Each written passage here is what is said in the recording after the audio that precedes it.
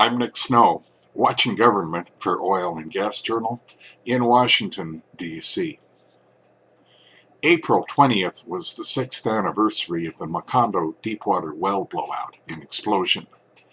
The Center for Biological Diversity marked the occasion by suing the U.S. Department of the Interior for allegedly failing to meaningfully revise procedures for authorizing offshore oil and gas activity, including outright elimination of categorical exclusions.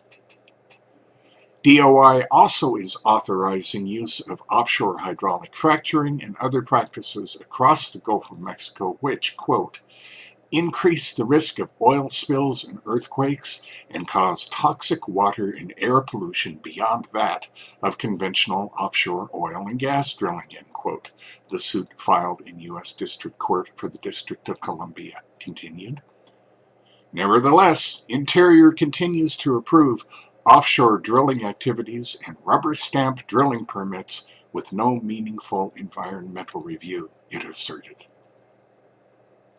This might have come as news not just to the oil and gas industry, but also to the two Interior agencies which were named in the action, the U.S. Bureau of Ocean Energy Management and the U.S. Bureau of Safety and Environmental Enforcement.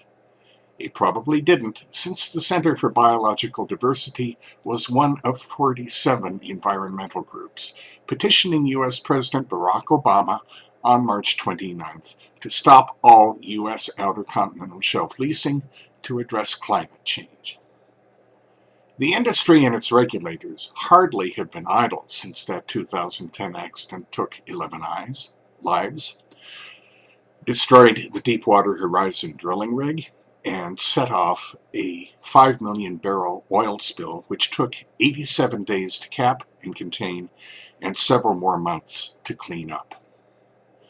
The offshore well control regulations DOI and BSEE issued on April 14, 2016 were only the latest example of actions by the federal offshore oil and gas regulators.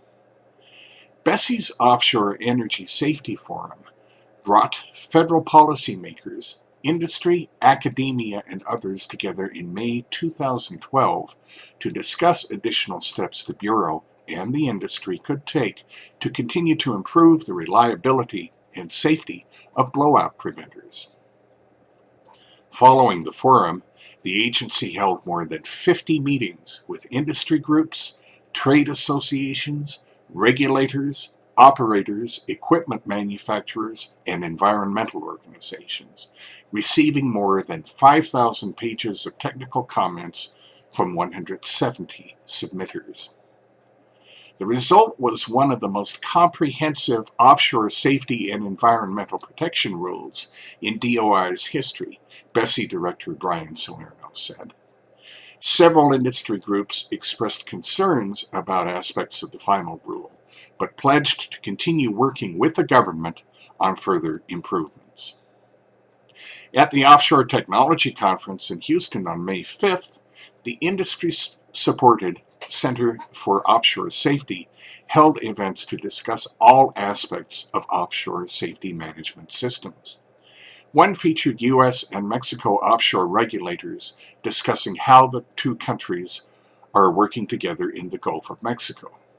Two more dealt with continually improving data collection to share industry knowledge and ways offshore producers and their contractors are improving safety management. If any of this sounds like business as usual 6 years after the Macondo well accident and spill, it's the environmentalists' lawsuit.